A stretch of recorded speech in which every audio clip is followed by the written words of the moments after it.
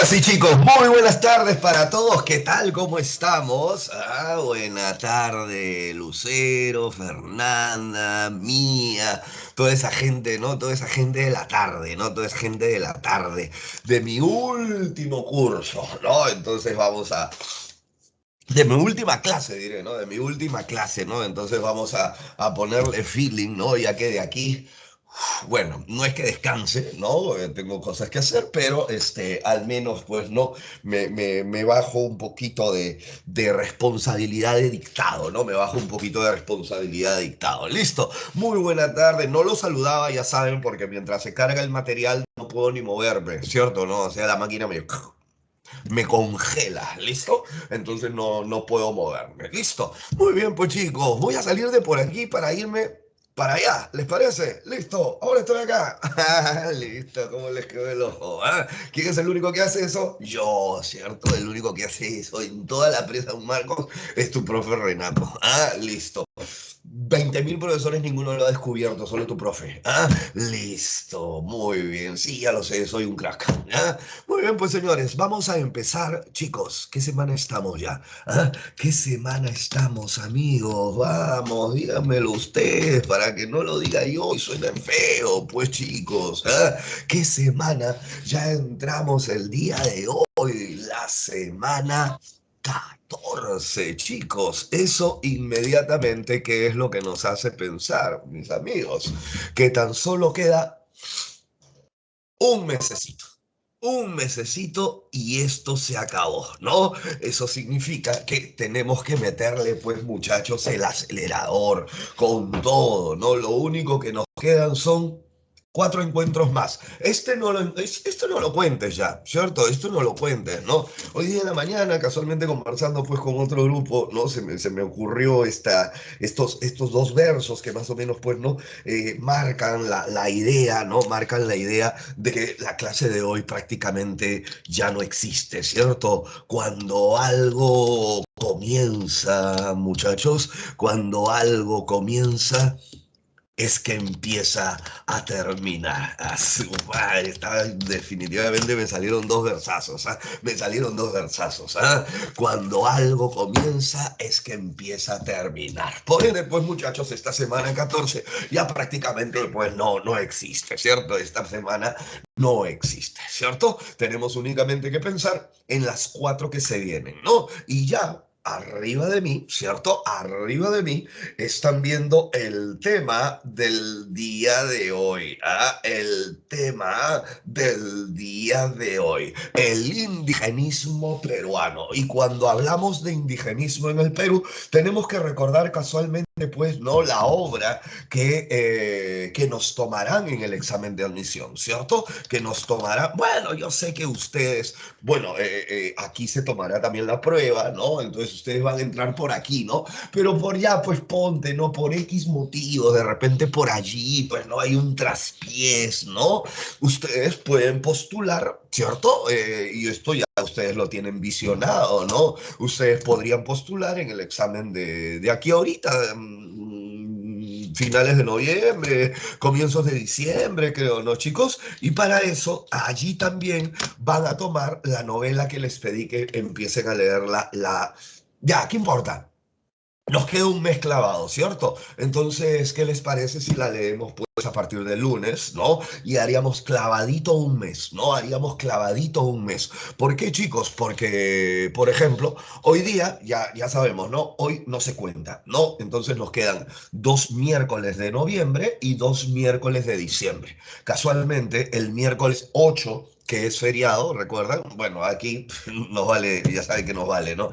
Ya no, los feriados, ¿no? Entonces aquí no importa domingo, fiesta de guardar, mi cumpleaños, me hago padrino, nada, ¿no? El 8 de diciembre yo les estoy dictando la última clase de literatura, ¿listo? Pero para eso yo voy a necesitar de que ustedes ya empiecen a leer. ¿Qué novela les pedí después de Crimen y Castigo, muchachos?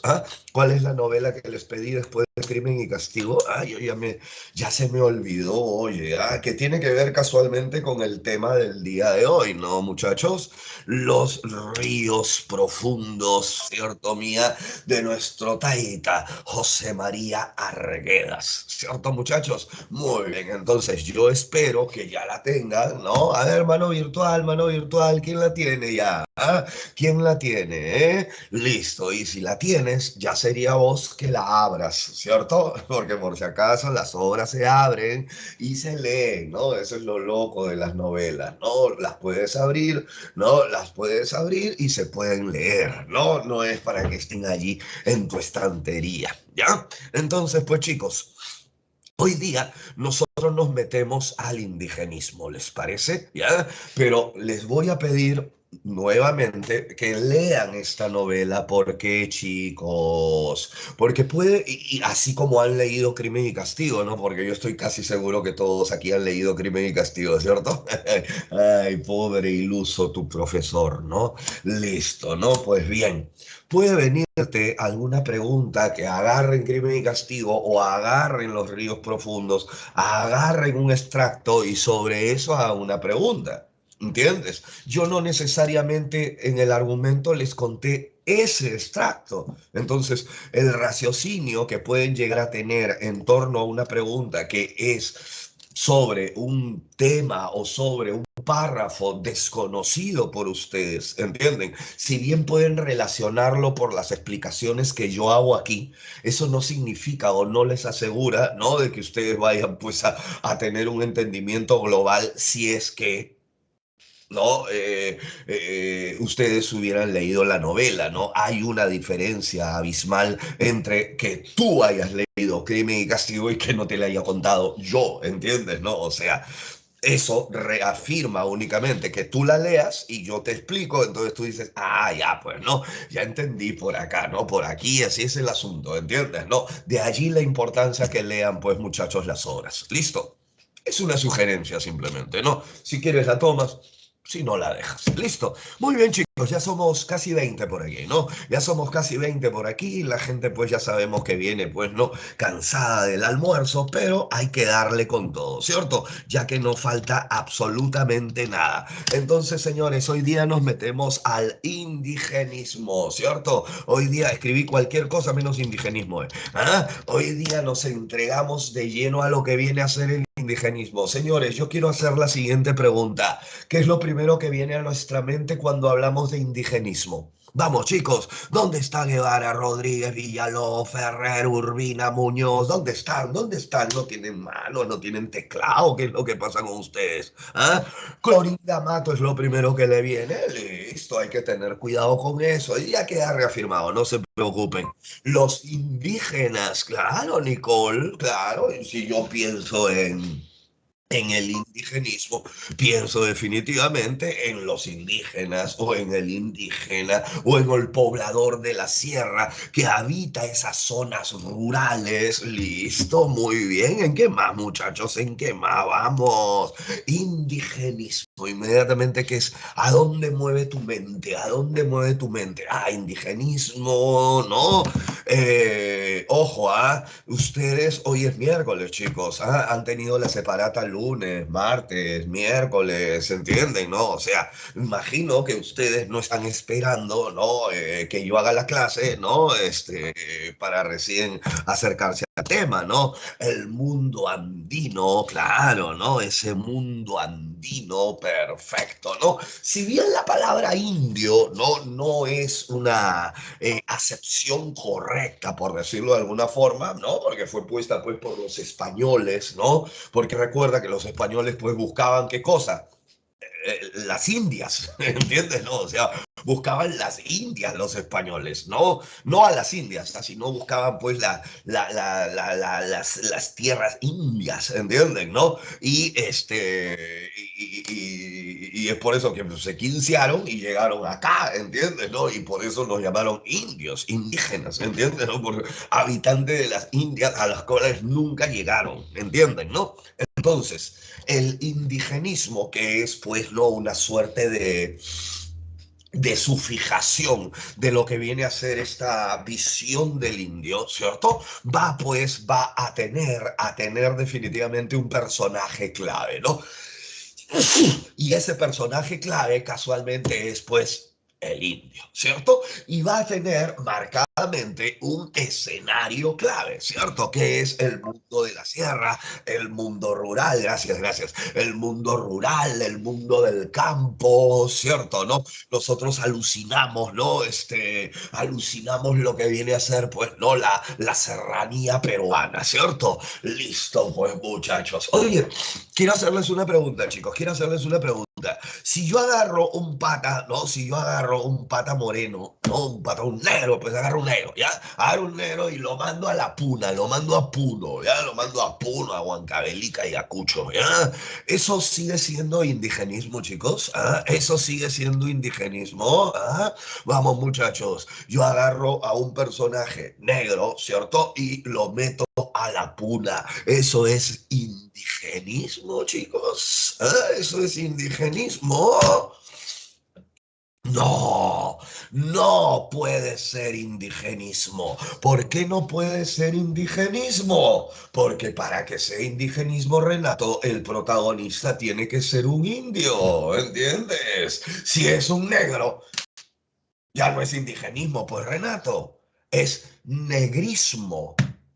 ¿Entiendes? No, es negrismo. Por eso no sé si ustedes recordarán esta célebre novela de Enrique López Albújar, La historia de Matalache. ¿Se la contaron en el cole, chicos? ¿Se la contaron en el cole? Vamos, vamos, ya somos más de 20 por aquí, ¿eh? Vamos, somos más de 20 que terminan de almorzar y se tiran a dormir, ¿no? Ya, listo. A Nicole sí le contaron Matalache, ¿te acuerdas del Matalache? El negrazo, pues hija que se enamoró pues de la rubia, con los ojos rubios, con los dientes rubios, con todo rubio, ¿no? Y ya sabes cómo terminó, ¿no?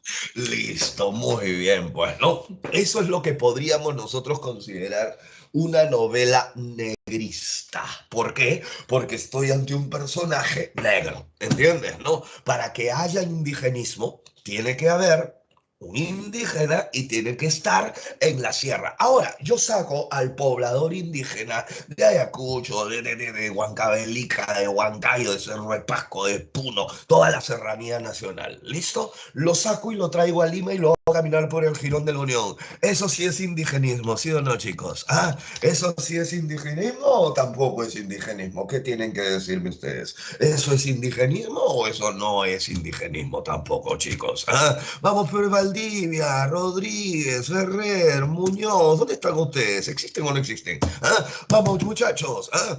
Yo agarro un poblador de la sierra, lo hago caminar por el Jirón de la Unión. ¿Eso es indigenismo o no es indigenismo, chicos? ¿Ah?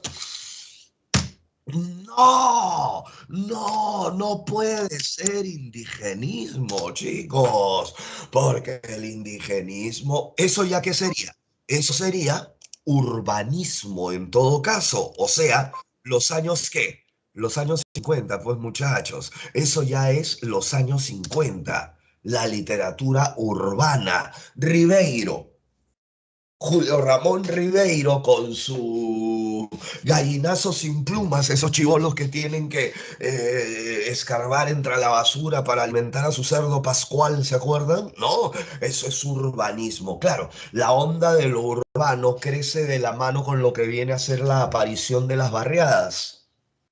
Acuérdense, esas barriadas, ¿cierto? Esas barriadas que van a ser tocadas por primera vez por Enrique Congrains en su famosa obra Lima Hora Cero. ¿Listo, muchachos? Entonces, ¿por qué? Porque para que haya indigenismo, vuelvo a repetir, tengo que tener al personaje andino indígena y el escenario tiene que ser el escenario rural, los Andes, el campo. Listo, es lo único que asegura de que exista indigenismo. Listo, chicos, si no es otra cosa, si no es otra cosa. ¿Ya? Muy bien, pues chicos. Entonces, el día de hoy, semana 14, nosotros en agenda para poder entrar ya desde la próxima a los ríos profundos de nuestro Taitargueras, tenemos lo siguiente, señores. Hoy día nosotros vamos a ver el contexto indigenista, ¿no? El contexto indigenista. Chicos, chicos, pero la palabra contexto, ¿a dónde nos lleva? Ah, la palabra contexto, ¿a dónde nos lleva, hijos? Que es lo primero que pienso cuando les hablan de contexto. Yo me imagino esto que habrán visto, lo habrían visto con el curso de historia, ¿no? Con el curso de historia habrán visto la palabra contextualización, ¿no? ¿A dónde nos lleva? A ver, Guevara, Ascarellano, Urbina, Obregón, que sus papás se sientan orgullosos de ustedes, hijos. La situación me ponen por ahí. ¿Qué situación? A ver si somos un poquito más específicos, chicos. ¿Ah? A ver si somos un poquito más claritos al momento de clasificar esas cositas, chicos. A ver, vamos, ¿quién me lo dice? ¿Qué cosa será ese contexto cuando a nosotros nos hablan de contexto del indigenismo? ¿Ah? ¿A qué se refieren con el contexto, cierto? ¿Ah? Los años, pues muchachos, los años en que se crea, ¿cierto? Los años en los cuales se crea, ¿cierto? Pensemos en esta idea del contexto. Por ejemplo, tu profe, ¿no? Tu profe es ochentero, mediados de los 80, ¿no? Esa es la época que me tocó vivir, y los noventas, ¿no? Y los noventas. Y ahora ya no, porque ya soy viejo, ¿no? Ya estoy descontextualizado, ¿entiendes, no? Entonces me tocó vivir, ¿qué cosa? El funesto gobierno aprista del suicida ese García, ¿no? El terrorismo sendero, los Tupac, la violencia armada militar en el Perú, los paramilitares, la dictadura fujimorista, ¿no? Eso es lo que me tocó vivir a mí, ese fue mi contexto, ¿entiendes? Por ende, es un contexto violento. ¿Se dan cuenta, no? Es un contexto violento el que me tocó pasar a mí. ¿Por qué es un contexto violento? Porque nací allí, pues no tengo la culpa, ¿entiendes? ¿No? No, y si uno crece en un contexto violento, pues lógicamente tiene que generar una literatura violenta o un arte violento, me dejo entender, ¿cierto? ¿No? La idea es esa, no pensemos sino en Dostoyevsky, ¿entiendes? Pensemos en Dostoyevsky, ¿se acuerdan? Dostoyevsky, ¿en dónde vivió? Dostoyevsky vivió, ¿no? Eso es lo que dicen, ¿no, no, Reinaldo? Espero que no, hijo, espero que no, ¿ya?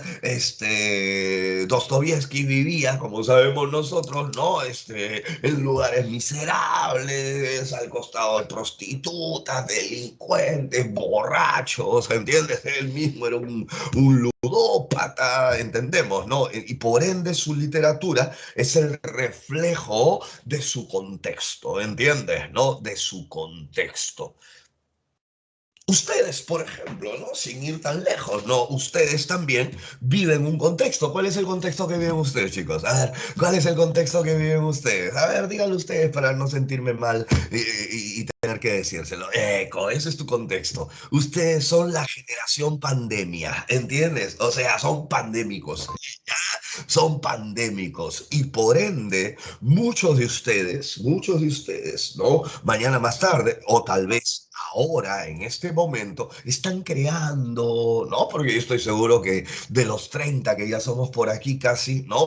De hecho, hay chicos que aquí escriben poesía, escriben lo que piensan, sus cuentos, ¿no? Porque no hay necesidad de que estudies literatura para poder escribir, lógicamente, ¿no? O sea, tú puedes ser médico, puedes ser abogado, puedes ser, no sé, administrador, contador, comunicador, lo que te dé la gana, ¿cierto? O ingeniero incluso, ¿no? Y de repente te gusta escribir, a ver, levante la mano, a ver quién. Yo estoy seguro que por ahí Fabri, ¿no? De repente mi amiga Nicole, ¿no? Tienen la onda de escribir por ahí sus poemitas, su diario, la típica, ¿no? Querido diario, ¿entiendes? ¿No? Listo, muy bien. Entonces, Es más, uno de los más importantes, pues, hijo, para mí, escritores, ¿no? Sureños, ¿no? Es el que escribe esta hermosa novela llamada El Túnel, ¿no? Llamada El Túnel. ¿Cómo se llamó el pata que escribió El Túnel, muchachos? Ya se me fue, oye, ¿ah? ¿Cómo se llamó el pata que escribió el Túnel, chicos? Nadie ha leído El Túnel de los 30 que estamos aquí. Nadie ha leído El Túnel, hijos, ¿ah? Nadie ha leído El Túnel acá. Ernesto Sábato, pues, claro. ¿Saben qué estudió Sábato, chicos? Física pura. ¿Ya? Él era físico puro, alucina, ¿ya? Él era físico puro, o sea, ¿no? No hay necesidad, amigos, no hay necesidad de estudiar literatura para poder expresar, para poder escribir algo, ¿no? En donde nos cuentes una historia, en donde expreses algún sentimiento, ¿entiendes? ¿No? Y dentro de tu contexto, siempre lo harás dentro de tu contexto. Y tu contexto es la pandemia, ¿cierto? ¿Cuál fue el contexto del indigenismo, chicos? ¿Qué años eran más o menos? Por allí nos han mandado el nombre de un gobernante, por allí nos mandaron por arriba el nombre de un gobernante, pero más o menos ¿qué año es? ¿Ah? Quiero saber los años, chicos. ¿Ah? Más o menos qué años, o de qué años, o entre qué años nosotros hablamos. No, la mía, 1880, recién salíamos de la guerra, eso, ni salíamos de la guerra, creo, todavía. ¿Ah? Vamos, chicos, todavía, eso falta. 1880, nosotros estamos aquí en otro movimiento, muchachos. ¿Ah? Uy, uy, uy. A ver. No, 1908 estamos todavía, hija, en modernismo. Ah, no, me palabré, ya, eso es peor, ya. Siglo XIX, siglo XX, hinchista, se fue de acá, güey. Ya, listo. A ver. No. Stop. Párenme el coche ahí. ¿Listo? Muy bien. No. Vamos a hacer algo. ¿Listo? La literatura del Perú republicano, como sabemos nosotros, la literatura del Perú republicano tiene toda una historia, ¿cierto? Vamos a hacerlo rapidito, ¿listo? Tiene toda la historia. La literatura republicana del Perú tiene toda una historia. ¿Cuándo empieza la república en el Perú? Al toque, chicos, ¿cuándo empieza la república en el Perú? Vamos, que me están retrasando, pero tengo que hacer esto para que entiendas, si no, no me entiendes nada. ¿Ah? Vamos, chicos, ¿cuándo empieza la república en el Perú? En el año cuando obtenemos la independencia, pues chicos, cuando obtenemos la independencia. Y es ahí donde aparece el primer movimiento literario del Perú republicano. ¿Cómo se llamó el primer movimiento literario del Perú republicano, muchachos? ¿Ah? ¿Cómo se llama ese movimiento que fue liderado pues por el padre del teatro de nuestra patria? O sea, Manuel Asensio Segura, ¿cierto? ¿No? Él representa a ese primer movimiento literario del Perú republicano. ¿Qué va a ser? ¿Qué cosa? El costumbrismo, pues muchachos, ese es el primer movimiento literario del Perú republicano, nace con la República, listo, se tira unos 20 años por allí, ¿no? Y va a empalmar con ese movimiento, ¿qué cosa? Los románticos, pues chicos, ¿no? Los románticos son los que empalman, ¿no? Empalman con la mano de palma. ¡Oh, qué vamos! ¿Ya? Empalman con la idea de Palma, pues, ¿no? Palma y sus tradiciones, Salaberry, ¿te acuerdas, no? Ese momento de prosperidad falaz. Pero ya sabemos nosotros que para que aparezca un movimiento literario tiene que atacar al anterior, ¿cierto? Es por eso que ante los románticos, ¿quiénes son los que aparecen, chicos? ¿Ah? ¿Quiénes son los que aparecen? ¿Ah? Los realistas, ¿cierto? Y estos aparecen, ¿por qué? Porque acabamos de tener una de las más vergonzosas escenas de la historia de nuestra patria. ¿Y cuál es esa máxima vergüenza que hasta el día de hoy arrastramos, chicos? ¿Ah? ¿Cuál es esa vergüenza que atravesó nuestro país, señores? ¿Ah? La guerra contra Chile. Ni una sola batalla le ganamos. Bueno, una, ¿no? Para que haber una batalla de 40 contra 30, creo, oye. ¿Ya? Listo, no fue ni una batalla importante. Listo, muy bien. Entonces, guerra contra Chile desata el realismo, ¿entiendes? ¿Por qué? Porque la guerra contra Chile fue un cachetón, ¿no? Reacciona, oye, y es por eso que nacen los realistas, ¿entienden? Listo. Oye, entonces el realismo aparece tras la guerra, o bueno, en la guerra contra Chile, ¿no? ¿Qué año es ese? ¿Qué año es ese, muchachos? ¿Qué año es ese, más o menos? Ah, a ver, tira por ahí un año. 1880, ¿sí? ¿Les parece? 1880. Ah, ahí estamos realistas. Listo.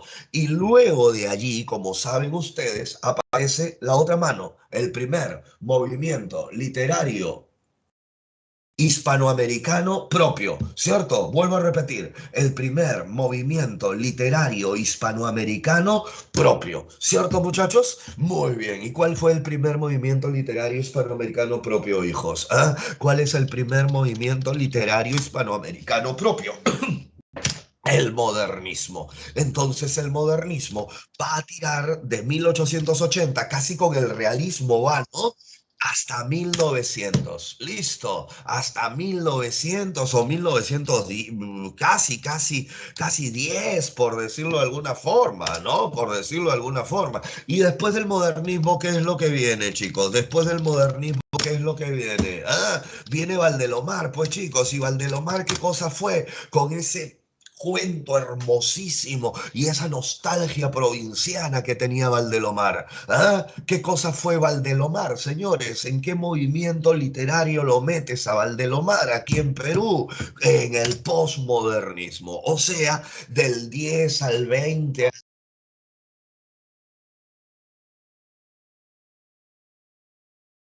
Entonces, Renato, el indigenismo, ¿en qué año apareció? Vamos, ya te ubicaste, ¿no? Ya te ubicaste. Más o menos el indigenismo, ¿hacia qué años aparece, señores? ¿Ah?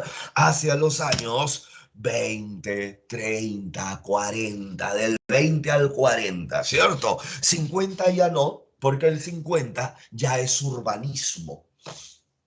¿Me entienden, no? El 1950 ya es la literatura urbana, es lo que se conoció como la generación del 50 en el Perú, ¿entiendes? Es la generación del 50 en este país. ¿Listo? Muy bien, pues, mis chicos. Entonces, teniendo en cuenta eso, ¿no? Teniendo en cuenta eso y teniendo en cuenta que el indigenismo tiene como escenario el mundo rural y el personaje andino, ¿cierto? Como personaje, el indígena de su historia, ¿no? Tenemos que entender, pues, de que esto del indio no es novedad, ¿no? No es novedad. Ya varios movimientos literarios han hablado del indio, han hablado del indio. El indio no es nuevo en nuestra literatura, pero bueno, varios no, ¿no? Varios no, yo también ya estoy exagerando, ¿no? Fueron dos, ¿no? Bueno, por ahí algunos, ¿no? Pero en esencia son dos. ¿Quiénes son los dos primeros movimientos que hablan, ¿no? En la literatura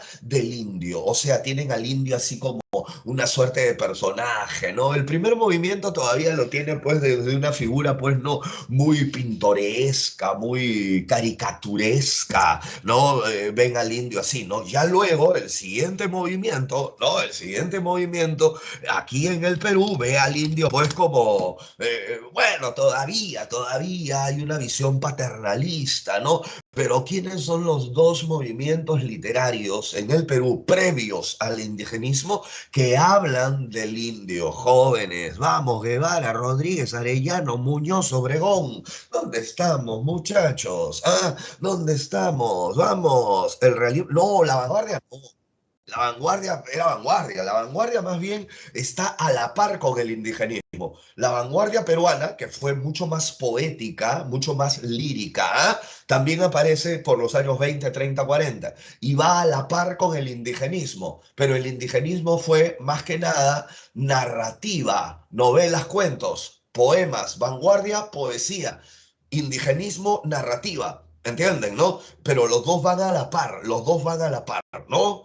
Y el indigenismo, pues chicos, el indigenismo, ¿no? Va a tener una influencia más que nada, ¿de quién? Del realismo. ¿Quiénes son los que hablan del indio? Primero los de la emancipación, la literatura de la emancipación. Es por primera vez que aparece la figura del indio. Oh, pobre indio, no le pegues tanto, ¿entiendes? No, en realidad, bueno, ¿quién es el que pelea la guerra de la emancipación? Vamos, díganmelo ustedes para no sentirme mal yo. ¿Ah? Vamos, muchachos, ¿quién es el que pelea la guerra de la emancipación? En realidad, los indios. ¿Quién es el que peleó la guerra contra Chile, hijos? ¿Quién es el que peleó la guerra contra Chile? ¿Los alas? No, pues, ¿ah? ¿Quiénes son los que pelean la guerra contra Chile? Los indios, pues entiendes lo lógico. Bolognese. ¿Qué cosa, oye? ¿Entiendes? O sea, pues, la gran mayoría de limeños arrancó ya y mandó a sus indios, ¿no? Anda, pelea, ¿no? Eso, que te maten a ti, pues, ¿no? Y por ende, tanto la literatura de la emancipación como la literatura realista va a tocar el tema del indígena. Por eso, vámonos a los antecedentes o también conocido como los precursores, ¿no? Ahí están los precursores. La tía Clorinda Mato de Turner. La tía Clorinda Mato de Turner, señores. Y Clorinda Mato de Turner, ¿cuál fue su novela, chicos, de Clorinda? ¿Cuál fue la novela de Clorinda? Ave sin nido, ¿se acuerdan? Este Manuel y Margarita, ¿no? Perdidamente enamorados, enfermizamente enamorados, ¿no? Envueltos en el amor, pero su amor es prohibido, ¿cierto? ¿Y por qué es prohibido? Porque son hermanos, ¿no? O sea, la Rosa de Guadalupe, pues hijo, o sea, lo único que falta acá es el chuchú, es el viento, ¿sí o no, mía? Es el viento, así cuando se le mueve el viento con la Rosa de Guadalupe, ¿han visto? ¿No? Listo. Pero no es la Rosa de Guadalupe, definitivamente. ¿Por qué? Porque luego se enteran quién es el papá, ¿cierto? ¿Quién es el papá de, no, el papá de Manuel y Margarita? Y el papá de Manuel y Margarita, ¿cierto? Ah, es el cura del pueblo de Quillac, ¿no? Ese curita pues se había levantado pues a medio pueblo de Quillac, ¿no? Porque en ese tiempo los abusos eran muy comunes, ¿entiendes? El pueblo, el comisario, el alcalde, prácticamente eran dueños del pueblo y abusaban de cuanta indiecita caminaba por allí. ¿Entienden, no? Entonces, ya, lo que tenemos nosotros con Clorinda Mato de Turner es la primera intentona, ¿no? Bueno, Manuel González Prada también está allí, ¿no? ¿Entienden, no? Pero Clorinda Mato Turner, pues, abre el camino hacia lo que viene a ser, pues, ¿no? La defensa del indio, de la mujer también, ¿ah? Hay una suerte de feminismo, chicas, en Clorinda Mato de Turner, ¿no? Porque imagínate, está denunciando una violación, ¿entiendes? No, está denunciando una violación. Y peor aún, el violador es un cura. ¿Entiendes? No, no me confíes tú en los curas, ¿ya? Y eso hace pues que la iglesia, ¡bus! Se le va encima a la tía, se le va encima, ¿no? Ella vivía en el Cusco, ella vivía en el Cusco, ¿ya? Y Clorinda Mato, se tiene que ir del Cusco cuando después de publicar Ave sin nido, ¿no? Se va del Cusco porque le prenden la imprenta. Ella tenía una imprenta, ¿ya? Y le prenden la imprenta, ¿ya? Con ella adentro. Alucina, ¿ya? Por eso Clorinda Mato de Turner no murió en el Perú, pues Clorinda Mato de Turner muere en Argentina. Ella se fue a Buenos Aires, ¿ya? Y ahí es donde muere, ¿ya? Y, uff, de hablar, pues, ¿no? Manuel González Prada, pues hijos, ¿no? Uf, Manuel el anarco del Perú, los viejos a la tumba, los jóvenes a la obra. El Perú es una patria enferma, donde aprietas la herida, brota la pus. Y esto que me hackeó, muchachos, cuando yo leí esto, puta, 30 días, no podía dormir, no, no podía dormir, me quedé choqueado con lo que leí de Manuel González Prada. Y me quedé tan choqueado, ¿saben por qué? Porque era real, era real. Escuchen, la columna vertebral de los peruanos tiende a inclinarse. Vuelvo a repetir, la columna vertebral de los peruanos tiende a inclinarse. Patroncito, ¿qué patrón y qué patrón, oye? ¿Ah? ¿Qué patrón y 8 cuartos? ¿Ah? Nunca se agacha la cabeza. ¿Ah? Pero lastimosamente no es así, ¿cierto? Muy bien, pues chicos, entonces, como vemos, los indigenistas entonces van a tener como precursores a los realistas. ¿Se dan cuenta de eso, no? Los indigenistas tienen como precursores, como antecedente, a escritores realistas de preferencia, ¿no? Es por eso que los indigenistas, por lo menos en su primera etapa, escriben como realistas. Señores, todas las características de la novela, de los novelistas al momento de escribir de forma realista. Vamos, lancen todas las características que ustedes ya conocen, porque son las características que sigue Dostoyevsky en la novela realista. Todos son objetivos, ¿se acuerdan? Todos son objetivos, porque reflejan la realidad tal como es, ¿cierto? ¿No? Listo, y lógicamente atacan al movimiento anterior, ¿cierto? No son románticos, no son volados, subjetivos, esencialmente descriptivos, una descripción muy detallada, muy minuciosa, ¿no? Principalmente de los temas sociales, políticos. ¿Y cómo cuentan? ¿Cómo cuentan las historias? ¿Se acuerdan los realistas cómo cuentan sus historias, muchachos? ¿Ah? ¿Cómo cuentan sus historias los realistas? ¿Qué tipo de narrador usa? ¿Qué tipo de narrador usan los realistas, hijos? Vamos, vamos, señores. Tanto se demoran con un narrador Dios, o sea, el narrador omnisciente, el que lo sabe todo. Por eso siempre utilizan qué persona, chicos. ¿Cuál es la persona que utilizan los realistas? Al utilizar el narrador omnisciente, siempre utilizan la tercera. Él, ella, esos, esas, aquellas, aquellas, ¿no? Allí viene el narrador Dios, ¿no? Marcando en tercera persona. ¿Y cómo cuentan la historia? ¿Se acuerdan cómo cuentan la historia? ¿No? Así cuentan la historia ellos, ¿no? ¿Cómo? A ver, los leo.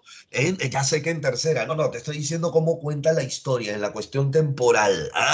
Cronológicamente siguen de manera lineal el tiempo. El protagonista tiene 15, 20, 30, 40, se murió. Lineal, ¿entienden? Ordenado, cronológico, perfecto.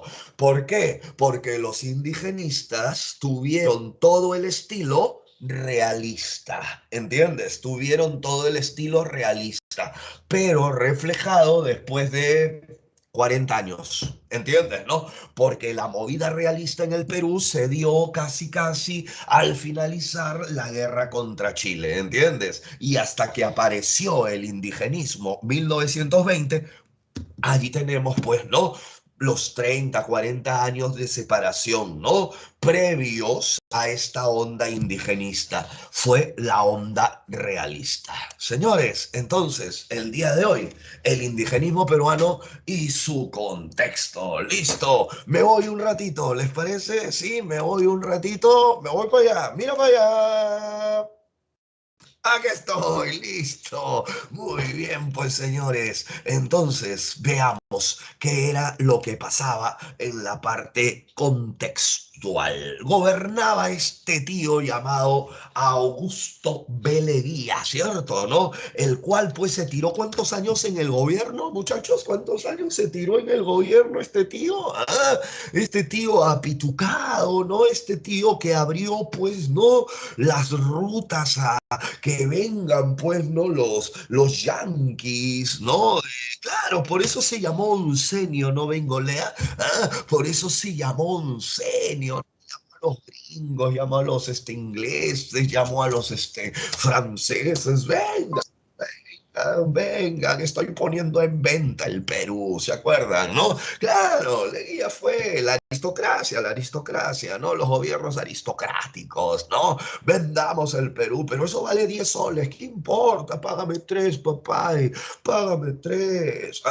De ahí no digas nada, no, no, ¿qué importa? Vale 10, pero con tus 3 yo estoy contento, hay que cobrarle 6, aunque sea. No, no seas malo. ¿Cómo vas a ser malo con ellos? Si han venido, qué buenos que son. Sí, pues sí, ¿no?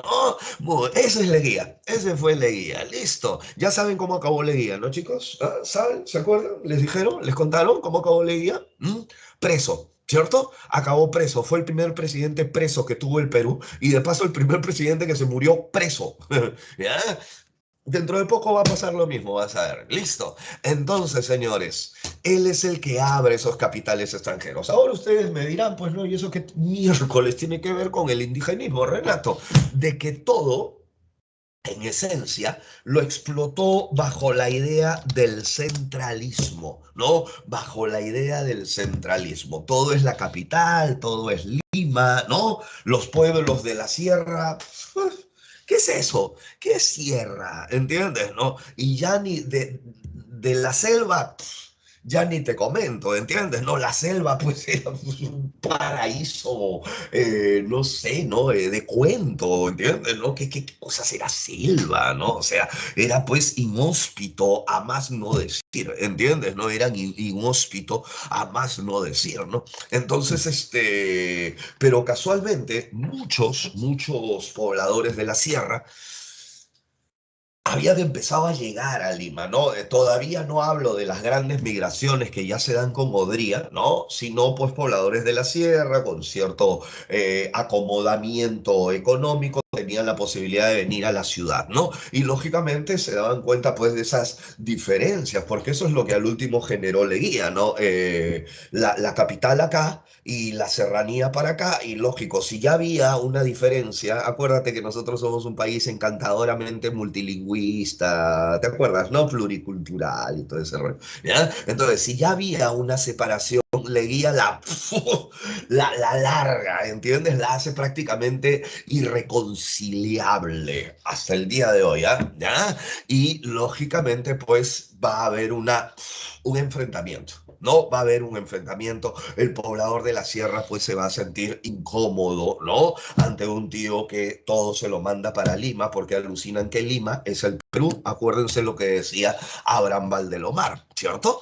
Y además aparecen partidos como el APRA y el Partido Comunista Peruano, ¿no? El APRA fundado por quién, muchachos, ¿quién es el que funda el APRA? Ya se me olvidó, oye, ¿cómo se llama el hombre ese que no debió fundar esa? No, mentira, ¿no? El APRA aparece muy buena onda, ¿no? A mí me gustaba la idea prista, ¿no? En esencia, la que nos manda el fundador, ¿no? ¿Quién es el fundador del APRA? Oye, ¿no conocen quién es el fundador del APRA? Su madre, Víctor Raúl Haya de la Torre, pues señores, que funda el partido en México, ¿ya? Y aparece el Partido Comunista Peruano, pues señores, ¿fundado por quién? ¿Quién fundó el PSP? ¿Quién fundó el PSP? ¿Quién fundó el Partido Comunista del Perú? Vamos, Otelo, Reyes, Rodríguez, el gran Amauta, José Carlos Mariátegui, vecino de mi mamá. ¿Ya? Listo. Entonces, estos dos tíos, Mariátegui con el Partido Comunista y Haya con el partido aprista tienen una onda muy, cuando aparecen, ¿no? Tienen una onda muy popular, ¿no? Tienen una onda muy popular. Su conexión, en esencia, es ¿con quién? Con el pueblo, con los obreros, ¿no? O sea, con el proletariado por parte del Partido Comunista Peruano, ¿no? Los apristas también, ¿eh? Con el campesino, ¿no? Nace la onda de el pueblo unido jamás será vencido, ¿entiendes? ¿No? Aparece ese espectro aquí, ¿no? Y con las ideas mariateguistas, las ideas comunistas, ¿no? Que el día de hoy todos dicen, ¡ay, no! ¡Es un comunista! ¿No? ¿No escuchan eso? Ya, lean a Mariátegui primero, por favor. Ya, de ahí opinen, ¿listo?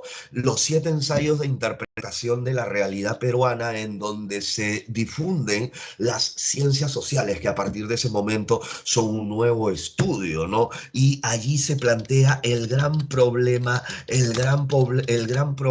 de lo que viene a ser el indio. Y el gran problema es el abuso que se comete contra ellos en esencia. ¿Por qué? Porque siempre se terminan apoderando de sus tierras. Por eso, uno de los 7 ensayos es el problema de la tierra. ¿Listo, muchachos? Y lógicamente, pues, ¿no?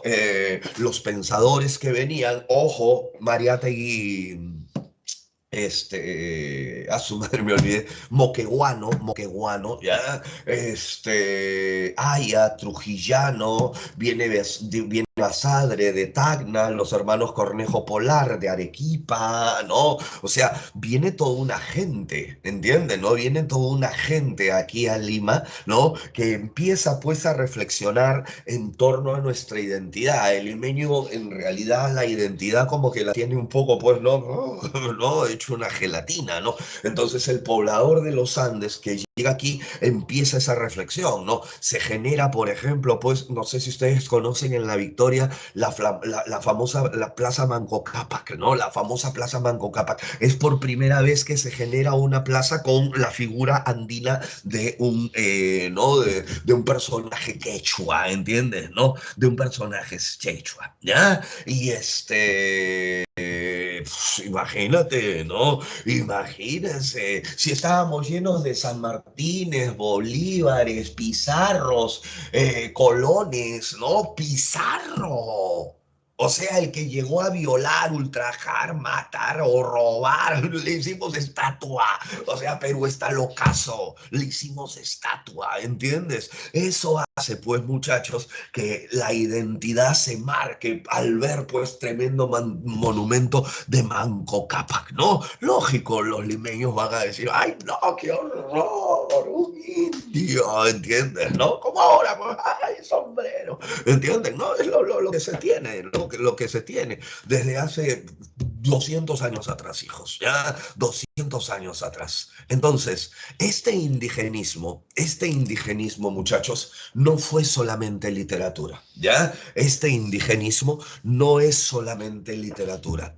El indigenismo es todas las artes. Y como diría Miguel Arguedas, todas las sangres. ¿Entiendes? Esa es la idea de la búsqueda de la reivindicación del pueblo, ¿no? De los Andes, de la cultura, ¿entiendes? ¿No? ¿Por qué? Porque en la pintura, por ejemplo, aparece Sabogal. Yo me imagino, ¿alguna vez han paseado, chicos, han ido a pasear por Miraflores, ahí con sus patas, han ido por el Parque Salazar, ¿ah? Han caminado por ahí, por el Parque Salazar, ahí Romaní, Reyes, Rodríguez, ¿ah? Y allí en el Parque Salazar, no sé si se han ganado de que hay unos patas que pintan, ¿no? Pintores, pues, ¿no? Pintores. Y venden sus cuadritos, gracias, venden sus cuadritos, ¿no? Y sus cuadritos son, pues, ¿no? Casitas de los Andes, así a 2 techos, ¿no? Una mamachita, ¿no? Con su bebito allí cargado, ¿no? Un indio con su chullo, ¿entiendes? ¿No? Eso fue, ese era Sabogal el que pinta eso, ¿no? Pintura indigenista, ¿no? Pintura indigenista. También hay música indigenista, chicos. Literatura indigenista, fotografía indigenista, porque el indigenismo lo que busca es ¿qué cosa? La reivindicación del hombre y de la cultura andina, desechando ese romanticismo, acuérdate, ataco al anterior, ese romanticismo que nos presentaba al indio como malo, ocioso, envidioso, traicionero, ¿entienden, no? Y nos presenta su mundo verdadero, ¿no? Abordando temas en esencia sociales, políticos, porque como los indigenistas trabajan como los realistas, ¿qué es lo que buscan? La denuncia crítica, descriptiva de lo que sucede. Este indigenismo tiene 2 momentos en esencia. Un primer momento que es el indigenismo ortodoxo, ¿no? Es el primer indigenismo, es el de Alegría, si se quiere, el de Ciro Alegría, ¿no? El mundo es ancho y ajeno es una novela indigenista ortodoxa. ¿Por qué? Porque tiene toda la marca realista. ¿Entienden? Tienen toda la marca realista. La que me acaban de decir, omnisciente, tercera persona, linealidad, descripción detallada, objetiva, crítica social, ¿entienden? No, eso es lo que tiene la onda del indigenismo, la onda del indigenismo ortodoxo. Ya con los años, ¿no? Ya con los años se atraviesa hacia una onda neoindigenista, ¿no? En donde se puede sentir de alguna forma ya la onda mítica, la onda realista mágica. Ojo, no estamos llegando a los niveles de García Márquez, ¿entiendes? No, no, no te estoy hablando de Cien años de soledad, ¿no? Pero te estoy hablando ya de que ese indigenismo ortodoxo, duro, realista, ¿no? Como que le da paso, ¿no? A ciertos chispazos de cuestiones míticas, alucinadas, voladas, ¿no? Que se enmarcan dentro de esta onda neoindigenista. Señores, y los antecedentes o precursores son Clorinda Mato Turner, Manuel González Prada, ambos realistas, o sea, treinta y tantos o 40 años antes, y José Carlos Mariátegui, que ya más o menos pues no es casi casi contemporáneo, pero un poquito antes siempre, a la onda indigenista. Señores, entonces, cuando nosotros hablamos de Clorinda Mato, no, miren dónde se ubica 1850, o sea, pues cuando ella tenía 30 años, estábamos prácticamente ya con la derrota, ¿no? De la guerra encima, ¿no? Y va a morirse bastante joven, como te das cuenta, ya en Buenos Aires, ¿no? Precursora del indigenismo, está bien, puede tener una visión muy maternalista. Ella agarraba y al indio decía, no, no se le pega, no, no, mal, mal, no, no, no, no, no, no, no, así no se le hace, no. Una onda paternalista, ¿entiendes? No, o sea, lo presentaba al indio pues como que si tuviera que ser cuidado, protegido, un animalito, ¿no? Que hay que, ¿entienden? ¿No? Esa fue la visión, pero bueno, ya es un primer paso, ¿no? Es un primer paso porque denuncia, gracias a los ideales positivistas, ¿se acuerdan de Conte? Augusto Conte, que prueba, pues, no prueba la apertura de la ciencia en el conocimiento. Entonces, las ideas religiosas, la fe, yo creo en Diosito y me voy a ir al cielo, ¿entiendes? No, o sea, los positivistas vienen y le meten una patada a esa vaina, ¿entiendes? ¿No? Y agarran y dicen, ya, pues que crees en Dios, la fe, en el Espíritu Santo, entonces, pues pruébamelo, ¿entiendes? ¿No?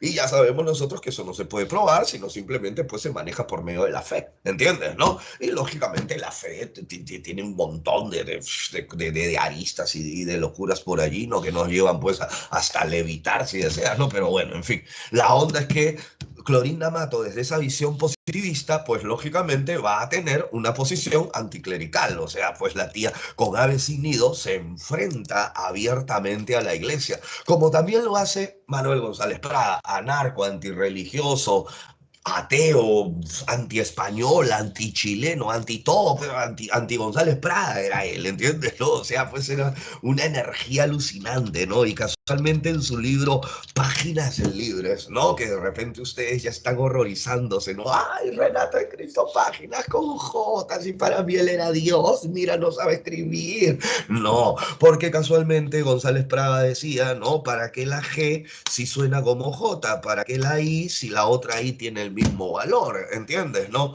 Porque se enfrenta a toda la cuestión cultural y busca casualmente la renovación, ¿no? Él fue poeta, ¿no? Y fue prosista, ensayista. Sus ensayos hablaron de darle educación al indio y sus poemas, por como él odiaba lo español, leía mucho aquí en alemanes, franceses, italianos, y por ende que experimentó con triolets, baladas, rondeles, que son estrofas, ¿no? Que nadie usaba y él empezó a innovarlas. Por eso se le considera el precursor del modernismo y precursor del indigenismo por sus ensayos. Y por último, Mariátegui, ¿no? Este hombre que va a, desde su revista Amauta, ¿no? Presentar lo que era la vanguardia y el indigenismo, que son dos movimientos que ya sabemos que van juntos, ¿no? Y lógicamente pues se va a abrir a toda la cultura de ese momento, ¿no? Y va a plantear por primera vez la problemática de la tierra, la problemática del indio, que hasta el día de hoy sigue siendo la misma, ¿cierto? Antiguamente llegaban y mataban a toda una población, lastimosamente no existían estos aparatitos, ¿no? Hoy día sí existen porque, aunque no crean, la historia sigue igualita, ¿no? Siguen matando a los pueblos, si no recordemos Conga, Tía María y todos los abusos que se cometen. ¿Cierto? Me encantaría hacer una clase algún día en la cual le diga esto a mis alumnos y ellos me digan, Renato, no te creo, no seas mentiroso, eso pasaba. Pero sigo dictando la clase hace 30 años y hace 30 años sigue sucediendo lo mismo. Ojalá que algún día pueda hacerla diferente. Señores, buenas tardes. Esas son las claves. Nos vemos el otro miércoles. Bye bye.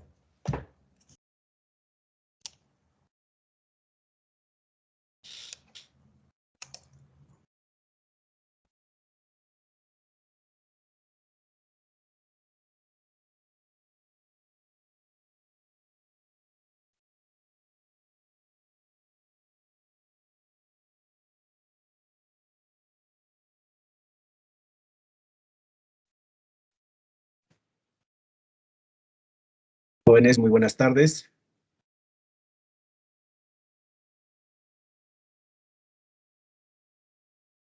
¿Cómo están, chicos?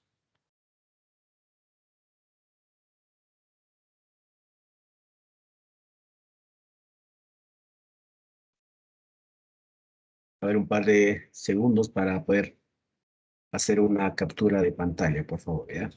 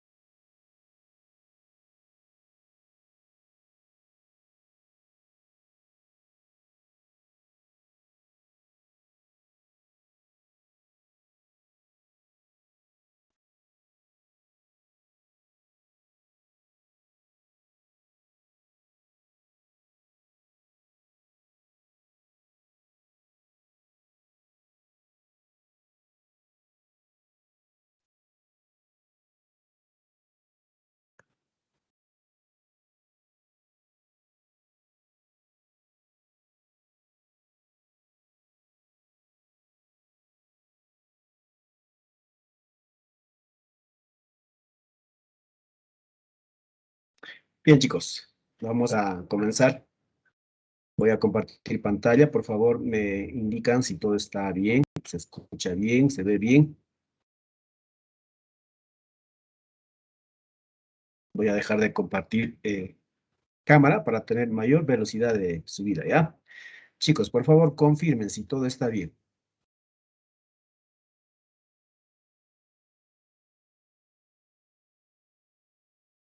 ¿Cómo estás, Rodríguez? Buenas tardes. Gómez Rivera, por favor, confirmen si todo está bien. Gracias, Reyes. Gracias, Rodríguez. Gracias. Vamos a comenzar entonces. Semana 14. Bien, en esta semana 14 vamos a revisar el tema de las mezclas y aleaciones. El contenido que vamos a desarrollar en esta semana es el siguiente. Primero revisaremos las mezclas. Luego vamos a revisar la regla de mezcla y a continuación el precio medio. ¿Qué significa el precio medio? Luego vamos a revisar las mezclas alcohólicas y finalmente vamos a revisar las aleaciones. Bien, comencemos entonces por revisar mezclas. En el comercio se acostumbra a mezclar diversas clases de mercaderías de distintos precios para poder venderlos a un precio que vamos a llamar precio intermedio o también precio de equilibrio. Entonces diremos así, mezcla. ¿Qué es una mezcla? Diremos que una mezcla es la combinación de dos o más sustancias homogéneas en cantidades iguales o diferentes, las cuales mantienen su propia naturaleza. Es decir, cuando decimos que mantienen su propia naturaleza, estamos indicando que en estas mezclas nosotros no vamos a considerar las reacciones químicas que se puede dar en una mezcla, ¿ya? Por ejemplo, ¿no? Vamos a mezclar arroz de dos tipos. Resultado va a ser arroz. Va a mantener su naturaleza. O si mezclamos dos tipos de café, resultado entonces también va a ser café. ¿Ya? Entonces, en ese sentido significa van a mantener su propia naturaleza. En una mezcla se va a cumplir lo siguiente. Se va a cumplir que la cantidad de mezcla va a ser igual a la suma de las cantidades mezcladas. Esto, y por principio, una pequeña, disculpe, lo primero que se va a cumplir entonces en una mezcla es lo siguiente, ¿no? Que la cantidad de mezcla va a ser igual a la suma de las cantidades mezcladas. Bien, ahora veamos la regla de mezcla. ¿Qué es una regla de mezcla? La regla de mezcla van a ser todos aquellos procedimientos aritméticos que nos van a permitir calcular el precio de costo de una unidad de mezcla o las proporciones de los componentes a mezclar.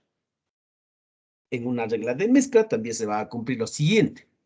El costo total de la mezcla va a ser igual a la suma de costos de sus componentes. En base a estas dos igualdades que estamos observando, vamos a deducir entonces toda una fórmula que vamos a usar a lo largo de este tema. Por ejemplo, consideremos que tengamos dos tipos de arroz. Arroz corriente y arroz extra. Vamos a hacer un poco exagerados, ¿no? Vamos a juntar, vamos a mezclar dos tipos de arroz. Arroz corriente y arroz extra. Entonces, unimos al juntar estos dos tipos de arroz, tendremos entonces como resultado también arroz, obviamente. Ya dijimos que la naturaleza en una mezcla se va a mantener, la naturaleza de la sustancia.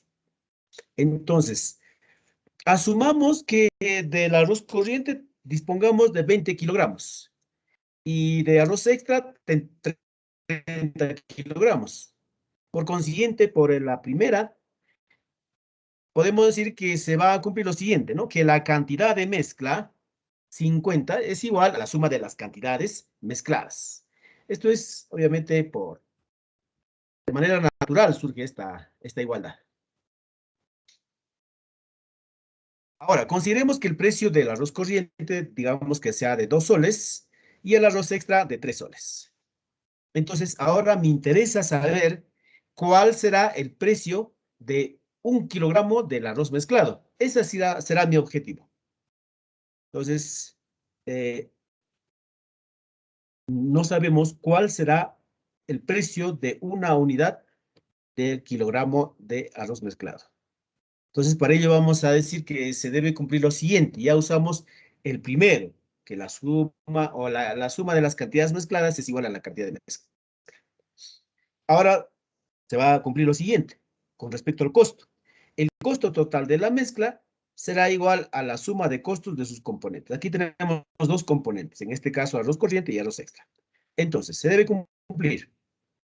El costo total de la mezcla sería el producto de la cantidad, que es 50 kilogramos, multiplicado por su precio, que no conocemos. Entonces, vamos a decir así. Se debe cumplir entonces 50 multiplicado por el precio de una unidad de mezcla. Este costo total va a ser igual a la suma de costos de sus componentes. El costo de la primera componente, vale decir, del arroz corriente, será 20 kilogramos multiplicado por su precio. Ese será el costo de la primera componente. 20 por 2. Más, ahora de la segunda componente, 30 multiplicado por 3 soles. Entonces, aquí ya estamos observando que se cumple la regla de mezcla. Una vez que se cumple esta igualdad, como nuestro objetivo es averiguar cuál es el precio de una unidad de mezcla, simplemente despejamos. 50 que está multiplicando pasa a dividir y tendremos esta expresión. O, efectuando operaciones elementales, diremos que el precio de 1 kilogramo de mezcla es 2 soles con 60. ¿Qué significa? Significa que al hacer el proceso de mezcla, si el arroz corriente costaba cada kilogramo a 2 soles, ahora al hacer la mezcla cuesta 2 soles 60. Es decir, hay una ganancia por ahí de 60 céntimos. Eso es comparando con respecto al arroz corriente. Ahora si consideramos el arroz extra. El arroz extra cada kilogramo se vendía a 3 soles. Al hacer la mezcla, ahora vamos a vender a 2 soles 60. ¿Qué ha pasado? Con respecto al arroz extra, ahora estamos perdiendo. ¿Cuánto estamos perdiendo? 40 céntimos. ¿Listos? Además, aquí he expresado esta formulita como una especie de fórmula, ¿no? que hemos deducido al aplicar la regla de mezcla. Esta formulita que está expresada numéricamente también podemos expresar ya en variables. Por ejemplo, podemos escribir así. El precio de una unidad de mezcla será cantidad 1 multiplicado por el precio 1 más cantidad 2 multiplicado por el precio 2, todo sobre cantidad 1 más cantidad 2. ¿Qué significa cantidad 1 más cantidad 2? Significa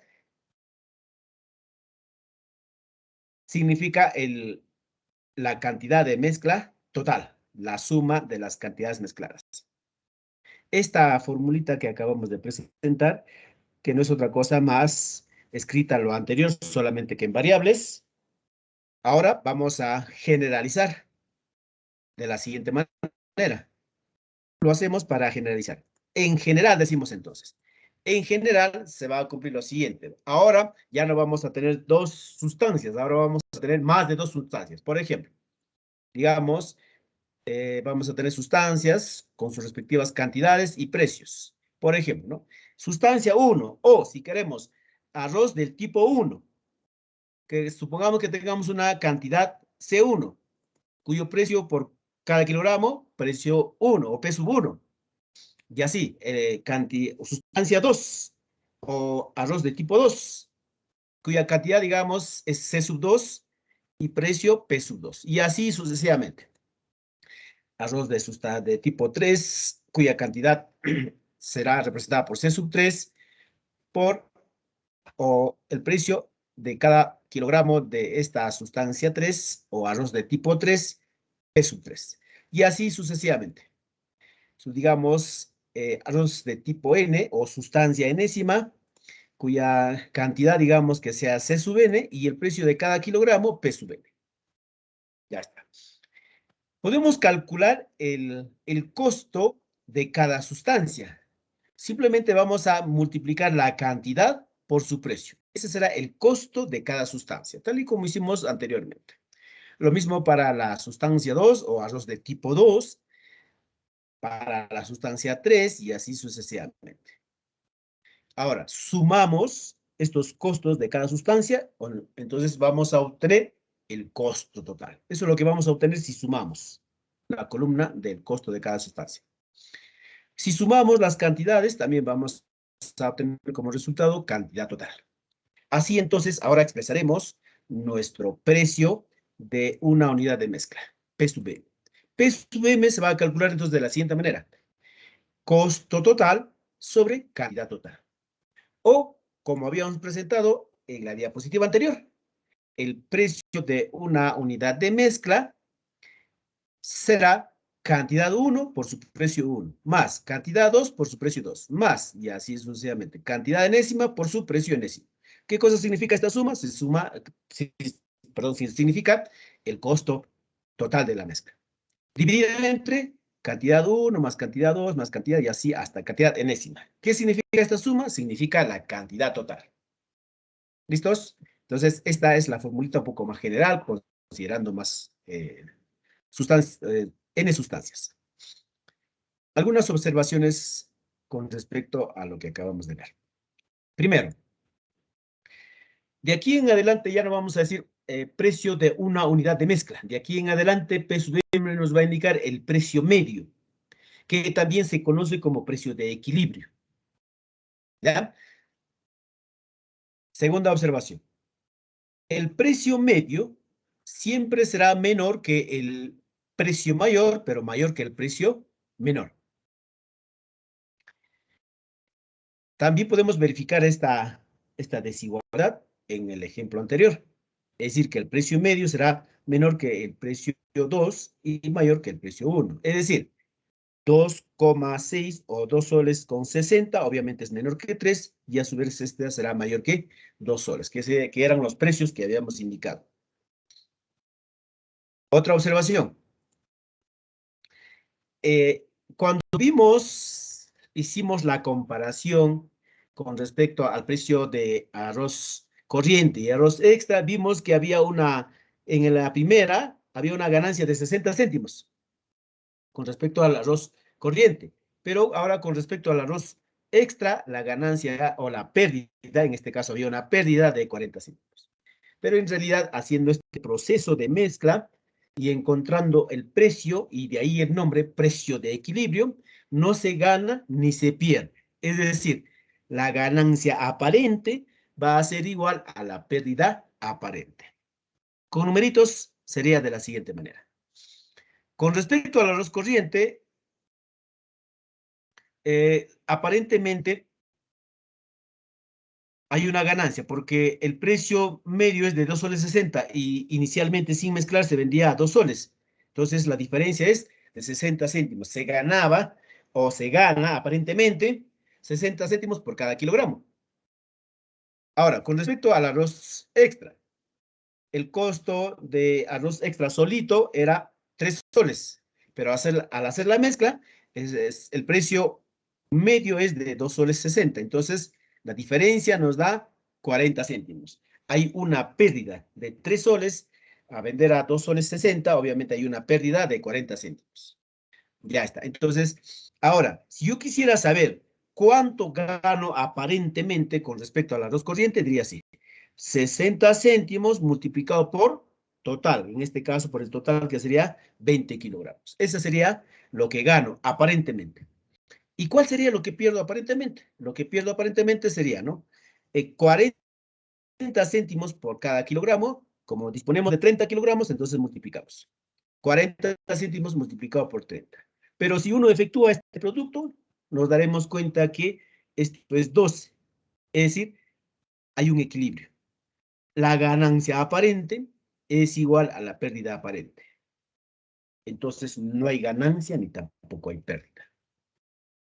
Y de inmediato surge la pregunta, ¿no? ¿Para qué entonces mezclamos, no? Si no vamos a... Obviamente un comerciante va a decir, ¿para qué voy a mezclar si no voy a ganar, ¿no? ¿Cuál es la gracia? Recordemos que el precio de venta, ya por nuestras clases anteriores, es igual al precio de costo más la ganancia. Entonces, el comerciante, para que pueda obtener una ganancia y al hacer el proceso de mezcla, tiene que aplicar su formulita, ¿ya? Ahora, obviamente, el comerciante va a hacer esta mezcla, puesto que va a observar que hay un tipo de arroz, en este caso que era de 2 soles, por ser el costo un poco menos, va a tener mayor movimiento, mientras que el arroz de 3 soles, su movimiento va a ser mínimo. Entonces, para dar mayor movimiento a sus productos, hace la mezcla. Listos. Entonces, para que pueda obtener una ganancia, ya que al mezclar solamente no tiene ganancia ni tampoco pérdida, para que pueda obtener una ganancia tiene que aplicar esta fórmula. Pero no lo va a aplicar así. Vamos a hacer un pequeño cambio. En este caso iremos así. Para mezclas se va a cumplir que el precio de venta será igual al precio medio más la ganancia. Dicho de otro modo, en lugar del precio de costo, ahora en mezclas vamos a usar el precio medio, ¿ya? O precio de equilibrio. Pero la fórmula es similar. Más aún, nosotros cuando vimos las aplicaciones comerciales del tanto por ciento, habíamos visto que la ganancia siempre es un cierto porcentaje con respecto al precio de costo. Si no decían nada con respecto a qué porcentaje, o digamos el 10%, se gana el 10% así a secas, nosotros asumíamos que la ganancia era el 10% del precio de costo. Así lo asumíamos. Aquí va a funcionar igual, ¿ya? Entonces diríamos así: la ganancia siempre, siempre será un tanto por ciento o el X% con respecto al precio medio. En mezclas diríamos con respecto al precio medio, ¿ya?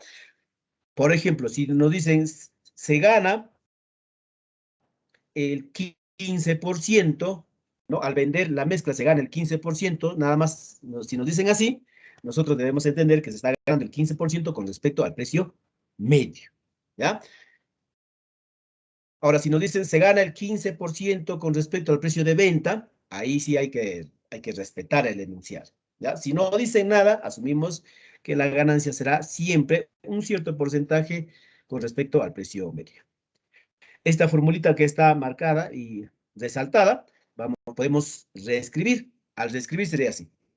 El precio de venta será igual al precio medio más un tanto por ciento con respecto al precio medio. Puesto que la ganancia siempre será un tanto por ciento con respecto al precio de costo. Ojo, siempre y cuando no digan nada en el texto. Bien. Veamos ahora un ejemplo de aplicación. Nos dicen, se mezcla 20 kilogramos de arroz de 3 soles el kilogramo, 30 kilogramos de 2 soles 40 el kilogramo y 50 kilogramos de arroz de 2 soles el kilogramo. Es decir, ahora tenemos tres tipos de arroz. Entonces vamos a trabajar similar a lo que hicimos, un ejemplo que nos sirvió para deducir la fórmula. Primero nos piden calcular el precio medio de la mezcla y luego nos dicen a cómo se debe vender el kilogramo de mezcla para ganar el 25%. Fíjense, dice para ganar el 25%, no dicen nada más. Ya nosotros de antemano sabemos que nos están diciendo para ganar el 25% del precio medio, ¿ya? Aquí no dicen nada. Bien, así entonces, consideremos que tengamos arroz, 20 kilogramos de precio 3 soles. El otro tipo de arroz, 30 kilogramos de precio 2 soles 40. Y el otro arroz será de 2 soles cada kilogramo y se dispone de 50 kilogramos. Ya está. Y para calcular el precio medio, que es lo primero que debemos calcular, pues lo que nos piden en A, ahí el precio medio, ya sabemos. ¿Qué vamos a multiplicar? La cantidad por su precio, más cantidad 2 por su precio 2, más cantidad 3 por su precio 3. Todo dividido entre la cantidad total. Y será así. El precio medio será igual a 20 multiplicado por 3, más 30 multiplicado por 2, 40 más 50 multiplicado por 2. Todo sobre la cantidad total o suma de cantidades. Al sumar las cantidades tenemos en el denominador 100. Y aquí podemos hacer operaciones elementales, ¿no? Hacemos operaciones elementales que ya usted puede verificar y podemos constatar que el precio medio sería de 2 soles 32. Ese es el precio medio. Entonces, al hacer esta mezcla, el comerciante no gana ni pierde. Aparentemente, ¿no? Por ejemplo, con respecto al primer tipo de arroz, vendía a 3 soles. Al hacer la mezcla, ahora va a vender a 2 soles 32, entonces hay una pérdida. Pero esa pérdida es una pérdida aparente, ¿no? Pero con respecto ahora al arroz de 2 soles, solito vendía a 2 soles. Pero ahora, al hacer la mezcla, va a vender a 2 soles 32, entonces hay una ganancia.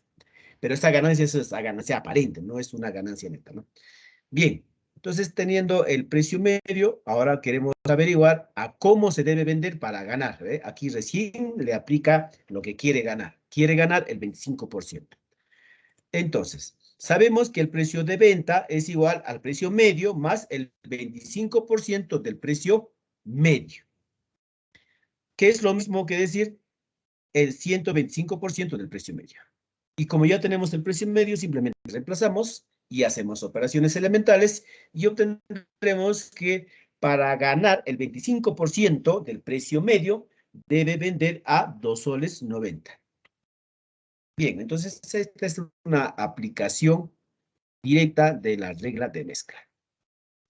¿Alguna consulta de chicos? Chicas, ¿alguna pregunta? ¿Todo bien, chicas? Chicos, por favor. confirmen si hay algún inconveniente.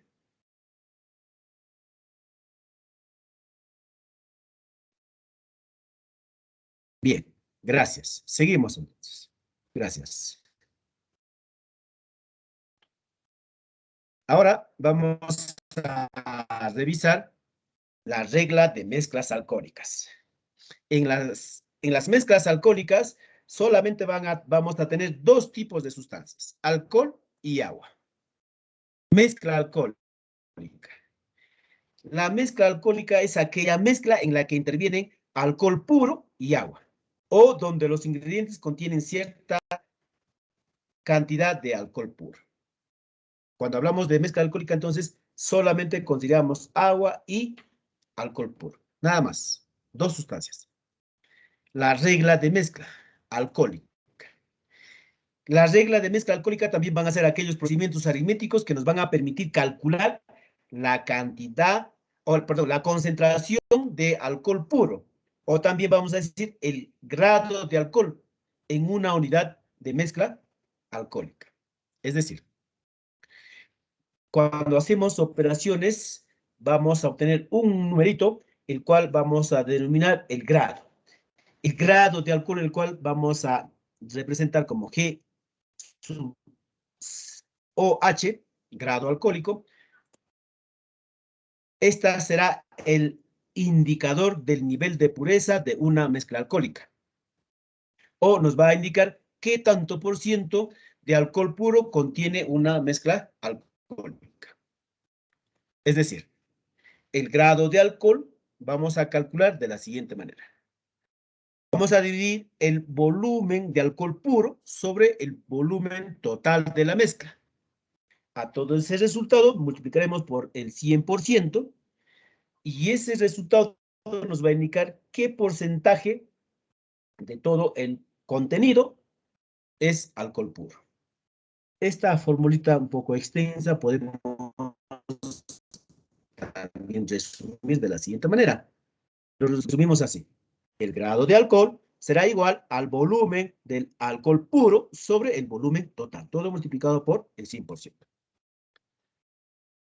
Por ejemplo, consideremos que tengamos un recipiente donde se tiene 2 litros de alcohol puro, 12 litros de alcohol puro, y se dispone de 18 litros de agua. Se mezclan estas dos sustancias. Entonces, de inmediato, vamos a hacer que se cumpla la primera observación que hemos visto, ¿no? Es decir, la cantidad de mezcla será igual a la suma de las cantidades mezcladas. ¿Cuántas son las cantidades mezcladas? En este caso tenemos 18 litros y 12 litros. Entonces tendríamos 30 litros de mezcla alcohólica. Bien, ahora, si yo quiero saber el grado de mezcla o en todo caso, qué tanto por ciento de todo el contenido es alcohol puro, vamos a hacer la operación siguiente. Vamos a hacer la relación de volúmenes. Es decir, volumen de alcohol puro sobre el volumen total. 12 sobre 30. O, simplificando, 2 quintos. Este número 2 quintos es justamente el grado. Él me va a indicar qué porcentaje. Pero para que se represente por porcentaje, ¿qué debo hacer? Multiplicar por el 100%. Entonces, el porcentaje de alcohol será 2 sobre 5 o en todo caso 12 sobre 30 multiplicado por el 100%. Resultado, 40%. Así entonces puedo decir que esta mezcla alcohólica o el 40% de esta mezcla alcohólica es alcohol puro y el resto será agua. O también, de aquí en adelante vamos a decir, en lugar de hablar del 40%, vamos a hablar de grado. Diremos que el grado de la mezcla será de 40 grados. ¿Ya? Bien. Ahora, algunas observaciones complementarias. Primero, el grado de alcohol puro siempre vamos a considerar que será de 100 grados o el 100%. Cada vez que nos digan se tiene o se mezcla, digamos, 3 litros de alcohol puro, cuando nos dicen ya nosotros debemos entender que su grado es 100 o el 100% es alcohol puro. Otra observación, el grado del agua. El grado del agua vamos a considerar 0 grados o el 0%. El precio del agua, en un enunciado, el precio del agua se considera despreciable o de 0 soles, salvo que nos indiquen todo lo contrario. ¿Ya? Cuando hablemos de hacer operaciones para obtener el precio, entonces vamos a considerar que el precio del agua será despreciable, salvo que por ahí nos digan que el precio del agua es tanto, salvo. Bien, hasta aquí entonces la regla de las mezclas alcohólicas. Aquí hemos mezclado dos sustancias, agua y alcohol. Ahora imaginemos que tengamos ya alcoholes de varios grados y vamos a mezclar. Ya tenemos alcohol de grado, digamos, 80, alcohol de grado 70 y así. Y vamos a mezclar estos alcoholes. Entonces, ahí estaremos hablando de, si quiero calcular el grado de alcohol, vamos a hablar del grado medio. Ahora, ¿ya? Cuando tenemos alcoholes de varios volúmenes y varios grados, vamos a obtener entonces el grado medio. El grado medio es el grado que resulta de mezclar varios alcoholes, no necesariamente puros. Digamos de grados G sub 1, G sub 2 hasta G sub N. Y de volúmenes respectivamente, volumen 1, volumen 2 hasta volumen Ns. Y este grado medio se calcula de la siguiente manera. Fíjense, esta expresión que estamos mostrando es similar a lo que hemos visto al precio medio. Si uno se da cuenta, fíjense, tengo aquí, ¿no? El grado 1 por su volumen 1. Cuando hablábamos del precio medio decíamos cantidad 1 por su precio 1. Cantidad 2 por su precio 2. Ahora en mezcla alcohólica decimos grado 1 multiplicado por su volumen 1, más grado 2 multiplicado por su volumen 2, más y así sucesivamente. Grado enésimo multiplicado por el volumen enésimo. Todo sobre la suma de volúmenes o el volumen total. Bien, este es el grado medio. Ahora, el grado medio, obviamente, pues el grado medio siempre será menor que el grado mayor grado, pero mayor que el menor grado. Por ejemplo, se mezclan 48 litros de alcohol puro con 12 litros de agua. ¿Cuál es el grado del alcohol obtenido? Aquí estamos considerando solamente dos sustancias, en este caso alcohol puro y agua. Entonces decimos así. El grado de alcohol de esta mezcla será 48 litros multiplicado por su grado. Como nos dicen que es alcohol puro, 100 grados. Más 12 litros de agua, cuyo grado habíamos dicho o habíamos anticipado que será de 0 grados. Todo sobre el volumen total, 48 más 12. Así obtenemos como resultado 80 grados. Esta mezcla entonces de alcohol puro y agua será de 80 grados. O también podemos decir el 80% de todo el volumen es alcohol puro y el 20% será agua. Entonces, interpretando, el volumen de alcohol puro será el 80%. El 80% de todo. Pero ¿quién es todo? Todo es 60. Entonces será el 80% de 60. Esa es alcohol puro. Y el resto, 20% de 60 será agua. Bien. Vamos a continuar ahora revisando las reglas de aleaciones. Antes de pasar a las reglas de aleaciones, chicos, ¿habrá alguna pregunta? ¿Alguna inquietud, chicos, chicas? ¿Todo bien?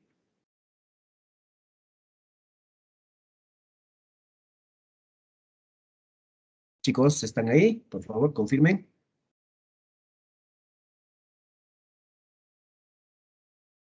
Todo bien, profe. Muchas gracias, Rodríguez. Gracias para... Eso me permite continuar, ¿ya? Porque si no, a veces siento que estoy hablando solo. Bien, veamos ahora entonces la tercera parte, las reglas de aleaciones. Las aleaciones también van a ser mezclas y va a seguir el mismo procedimiento. Vamos a seguir el mismo procedimiento que hemos visto tanto en las mezclas y en las mezclas alcohólicas. La única diferencia es que aquí vamos a mezclar metales. Esa es la única diferencia. Entonces, una aleación es la mezcla de dos o más metales, obviamente mediante un proceso de fundición. Generalmente se va a fundir los metales, digamos, el metal fino y el metal ordinario. Dentro de los metales finos vamos a considerar, por ejemplo, al oro, la plata,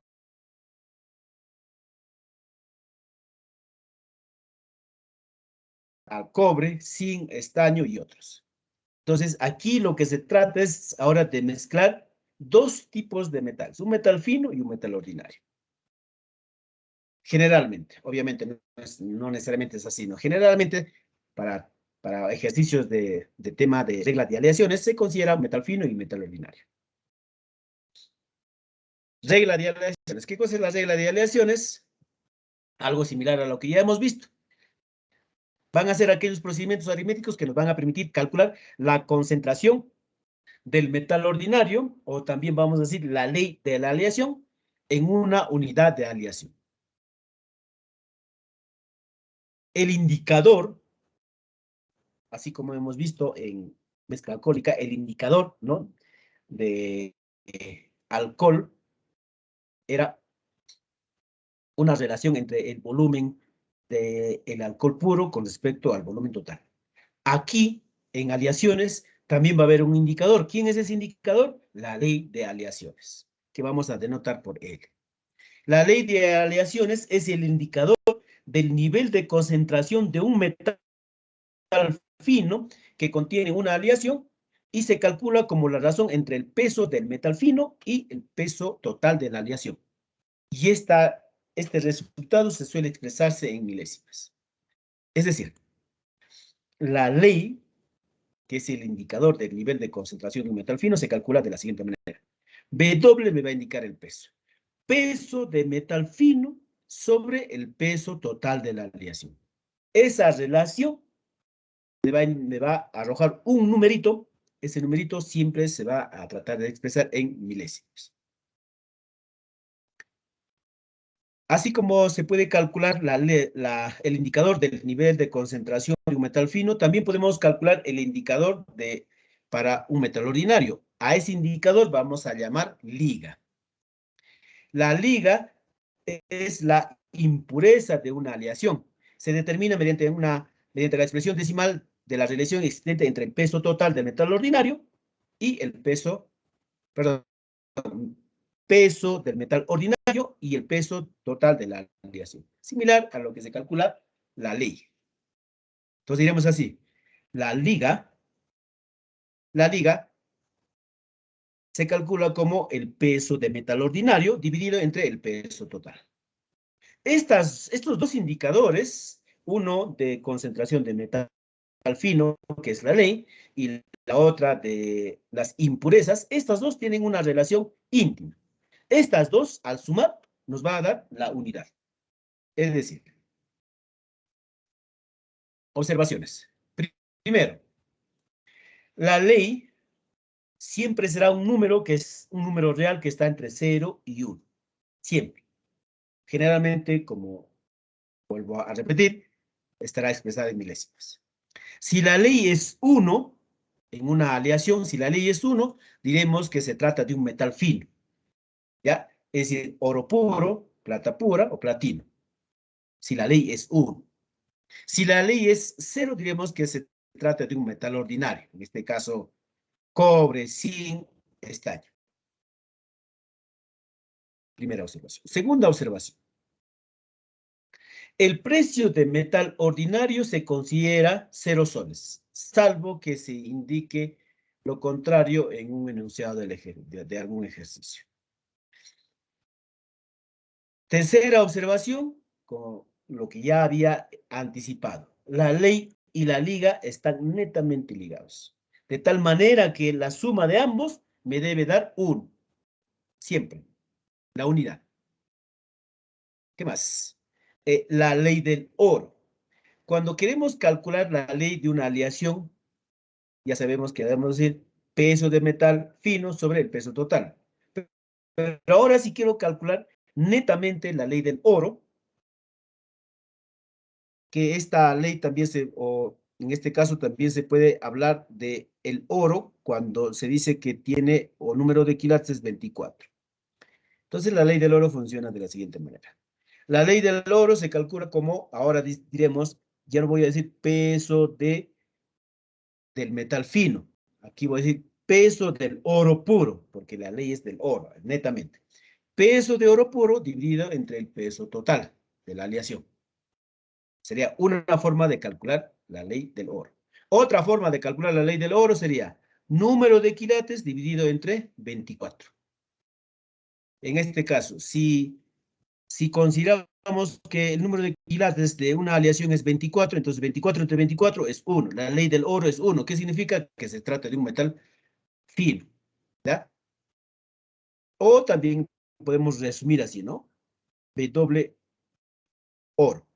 Peso de oro puro sobre peso total. Resumiendo, esta última parte simplemente es el resumen, nada más. Peso de oro puro sobre el peso total nos da la ley del oro. También podemos aquí despejar, ¿no? De aquí, de esta expresión, digo, número de quilates sobre 24 igual a la ley del oro. El 24 que pase a multiplicar a la ley del oro y puedo decir que el número de quilates será igual a 24 multiplicado por la ley. Simplemente haciendo el despeje. Consecuencia. Otra observación.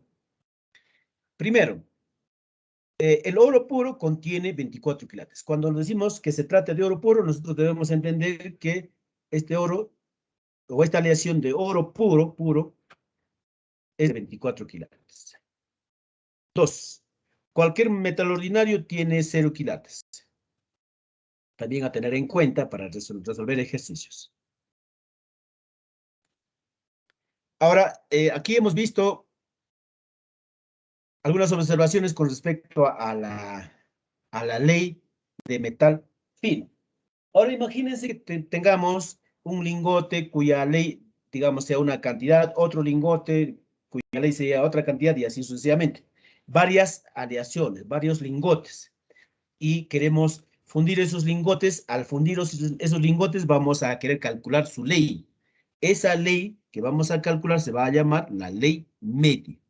La ley media o L sub M se tiene cuando se funden varios metales preciosos, no necesariamente finos, cuyos pesos, digamos que sean BW1, BW2 hasta BWN, y sus respectivos leyes que sean L1, L2, L3, así sucesivamente hasta L sub N. Entonces se obtiene una nueva aleación cuya ley es la ley media y se calcula de la siguiente manera. La expresión que vamos a ver ahorita es similar, ya para ti será muy conocido, algo familiar de lo que ya hemos estado revisando desde la primera diapositiva. Tiene una expresión similar, fíjense. Es como la expresión del precio medio. Entonces, la ley media, ¿qué será? El producto de la ley 1 por su peso, más ley 2 por su peso, más ley 3 por su peso, y así sucesivamente. Más ley enésima por su peso enésimo. Todo dividido entre el peso total, o peso 1 más peso 2 más peso 3, y así sucesivamente hasta el peso enésimo. Entonces, esta última expresión ya lo hemos visto desde el inicio. Una única diferencia que cambian las notaciones, nada más. De la misma forma, la ley media será menor que la ley mayor, pero mayor que la ley menor. Ahora, como también la ley y el quilate también van relacionados, por lo que hemos visto en la diapositiva anterior con respecto a la ley del oro, también podemos ahora considerar si tenemos como datos quilates, nada más, no ley, sino quilates de ciertos lingotes, y queremos calcular cuál será el quilate resultante de mezclar esos lingotes.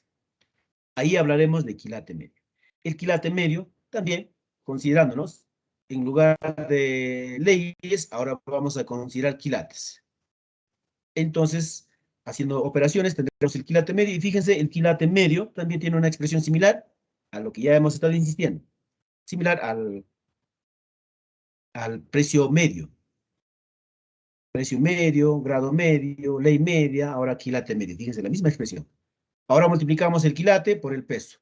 Quilate 1 por peso 1, más quilate 2 por peso 2, más y así sucesivamente. Dividido entre el peso total. De la misma forma también, pues el quilate medio siempre será menor que el quilate mayor, pero mayor que el quilate menor. Un ejemplo, ya para terminar con el repaso teórico.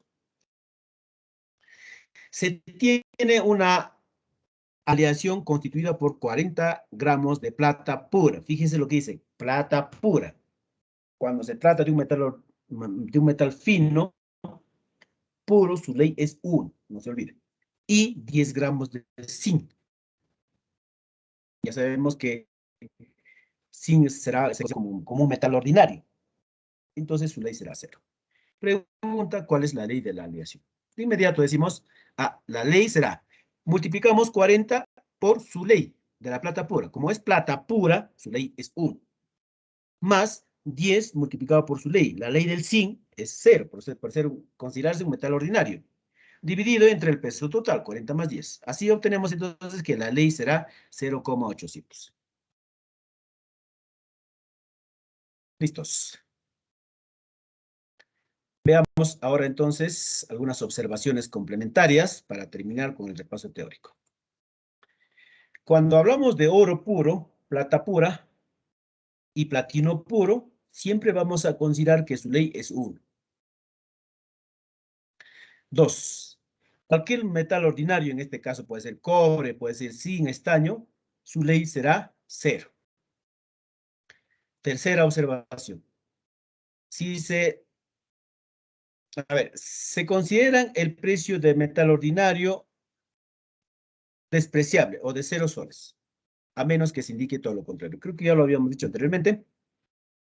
Y aquí había un salto, pequeño desfase. El oro puro siempre se va a considerar que tiene 24 quilates, que también estamos ya prácticamente redundando porque ya lo habíamos dicho en diapositiva anterior. Y observación 5, cualquier metal ordinario se va a considerar que tiene 0 quilates. Un ejemplo ya para terminar.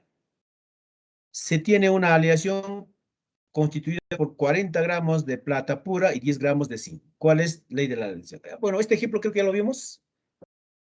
Si la memoria no me falla, este ya lo vimos, ¿no? 0,800, ya lo vimos. Bien, chicos, hasta aquí entonces, hasta aquí el repaso teórico. Vamos a pasar entonces a los ejercicios. ¿Alguna consulta hasta ahí, chicos? ¿Alguna pregunta? Si no es así, pasamos a resolver los ejercicios. Consulta, chicos, chicas. ¿Todo claro?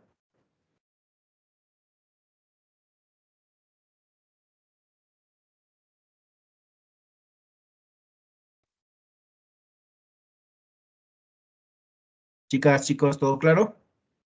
Gracias, Rodríguez. Gracias por estar siempre presente, por estar siempre activa. Vamos a continuar entonces. Vamos a resolver los ejercicios. Ejercicio 1 nos dice, Jaimito en la clase de química realiza un experimento donde mezcla alcohol puro, agua y alcohol de 28 grados. Es decir, tiene 3 sustancias. Una que es alcohol puro, otra que es agua y otra que es alcohol de 28 grados. Con volúmenes que están en relación de 1, 2 y 5 respectivamente. Si el profesor le pide que obtenga alcohol de 15, entonces Jaimito extrae cierta cantidad de la mezcla que ya realizó y la reemplaza por agua.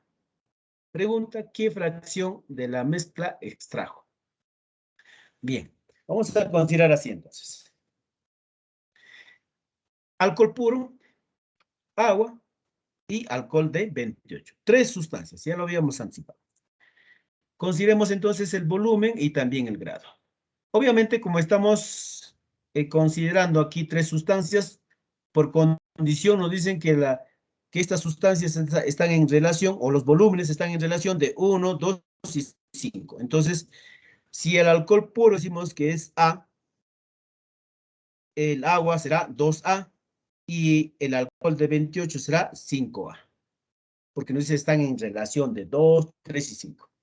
Podemos ir entonces K, 2K, 5K o A, 2A, 5A. Ahora, los grados. Como nos dicen que es alcohol puro, su grado será 100. El grado del agua ya sabemos que es 0, por teoría. Y la última sustancia, que es alcohol, nos dice que es de 28 grados. Entonces, aquí tenemos los volúmenes, volumen 1, volumen 2 y volumen 3, y también tengo grado 1, grado 2 y grado 3. Puedo calcular el grado medio.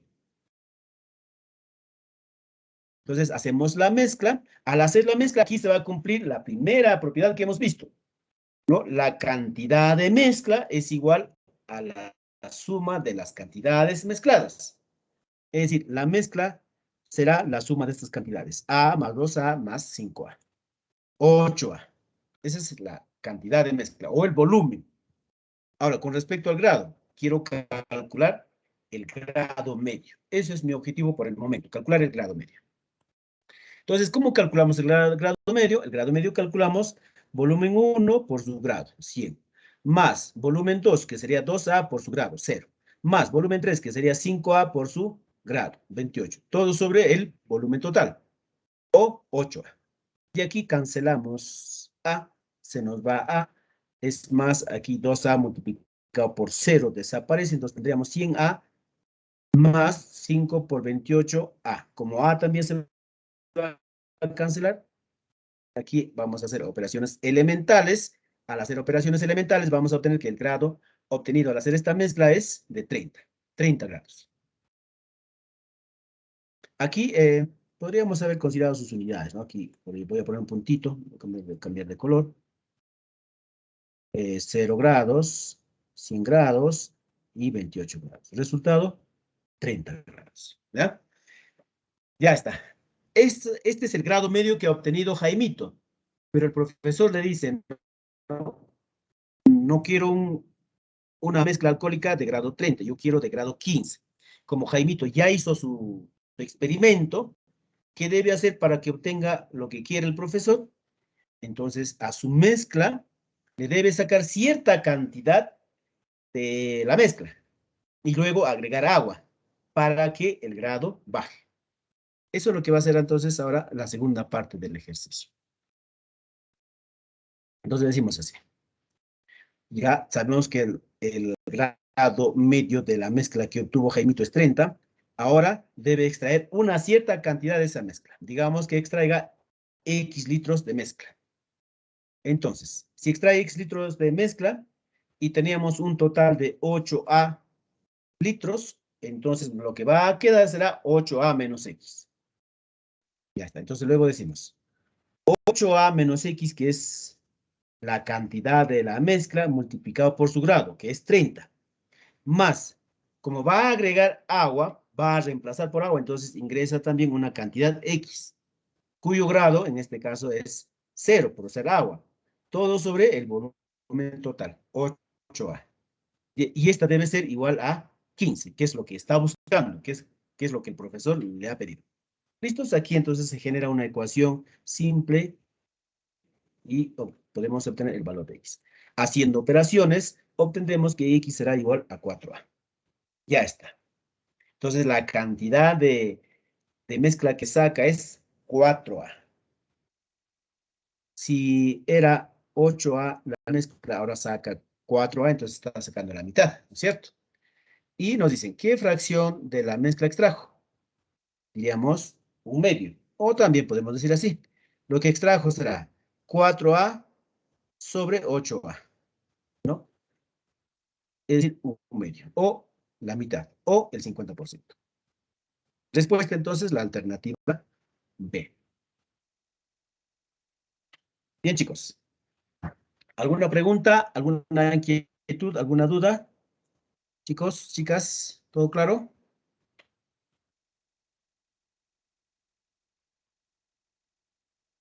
Todo claro, profesor. Si es así, muchas gracias. Gracias. Pasamos entonces al siguiente ejercicio. Ejercicio 2.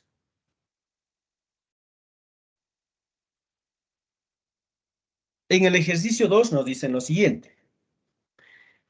Luis va a una joyería para comprar un regalo para su novia y observa que el precio de una pulsera de oro de 16 quilates con un peso de 36 gramos excede en 4.120 al precio de un anillo de oro de 18 quilates, que tiene un peso de 8 gramos. Si Luis compró un par de aretes de 5 gramos cada uno y la ley y de ley 0,800 pregunta cuánto pagó. Considerar que el metal ordinario tiene un costo nulo. Bien, entonces como nos indican que el metal ordinario tiene un costo nulo, entonces lo que nos interesa es averiguar el precio del metal fino. Eso es lo que nos interesa, para averiguar cuánto pagó. Bien, entonces este ejercicio tiene también dos partes. Consideremos, para resolver el ejercicio, la ley del oro. ¿Qué nos dice la ley del oro? Nos dice que el número de quilates sobre 24, con esa expresión podemos calcular la ley del oro.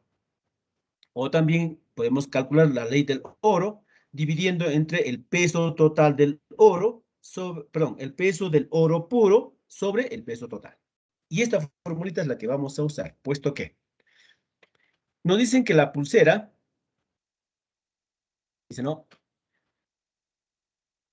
Y observa que al precio de una pulsera de 16 quilates nos dan el quilataje de la pulsera y también nos dan el peso. Como me da el quilataje de la pulsera y el peso, entonces voy a usar la ley del oro. Por aquí tengo quilate, puedo reemplazar acá el número de quilates, y luego tengo el peso total. Teniendo entonces el peso total, tengo su quilataje, puedo calcular el peso de oro, ¿ya? Eso es lo que vamos a hacer entonces. La ley entonces se puede calcular, la ley del oro se puede calcular como el quilataje, que es de 16 sobre 24. Pero esta a su vez también podemos calcular como el peso de oro puro sobre 36, por dato. Esto será igual entonces a 16 sobre 24. De esta expresión vamos a calcular el peso de oro puro. Necesito saber cuánto de peso tiene, de oro puro tiene la pulsera. Y según eso voy a calcular el precio. Así entonces, el peso de oro puro es de 24 gramos. La pulsera tiene en peso oro puro, nada más oro puro, 24 gramos. Entonces, la diferencia será, en este caso, metal ordinario. Después nos dice, ¿no? Nos hablan del anillo. Ahora ataquemos el dato del anillo. En el anillo nos dicen que es de 24 quilates y su peso es de 8 gramos.